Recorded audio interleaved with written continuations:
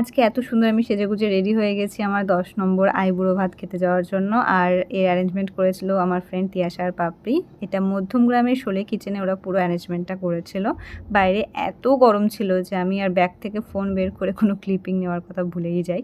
আমি আর তিয়াশা আগে চলে যাই, তারপরে কিছুক্ষণ বাদে পাপড়ি আসে। পাপড়ি আসার পর যা যা ওরা সাজানো সব কিছু করছিল ততক্ষণে আমি অ্যাম্বিয়েন্সটা দেখিয়ে দিলাম রেস্টুরেন্টটা কেমন, ভীষণ সুন্দর ছিল।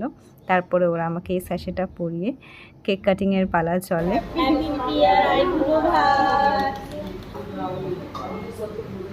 আর কেকটাও ভীষণ টেস্টি ছিল। ওদের দুজনকে খাওয়ানোর পর তো আমি নিজেই খেয়ে নিলাম।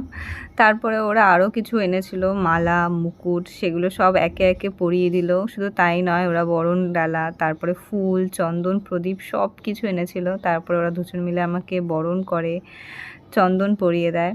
তো এই মোমেন্টগুলো সত্যি ভীষণই স্পেশাল লাগে নিজেকে। তিয়াশা তো নিজের বাড়ি থেকে একটা গোলাপও নিয়ে আসে আমাকে দেওয়ার জন্য। তারপরে আমি ওদের দুজনকে কার্ড আর ছোট্ট একটা চকলেট আমার তরফ থেকে ছিল, আমি ওদের বিয়ের জন্য ইনভাইট করি। এরপর আমরা খাওয়া দাওয়া স্টার্ট করি। আর প্রত্যেকটা খাবার ভীষণই টেস্টি ছিল। আর এই কম্বের শেষে আইসক্রিমও ছিল। তো আমরা সবাই মিলে প্রচুর গল্প করি। খাওয়া দাওয়া কমপ্লিট করে যে যার মতো বাড়ি চলে যাই। আজকের মিনি ব্লগ এই অবধি। ভালো লাগলে do like, share, subscribe my channel. By.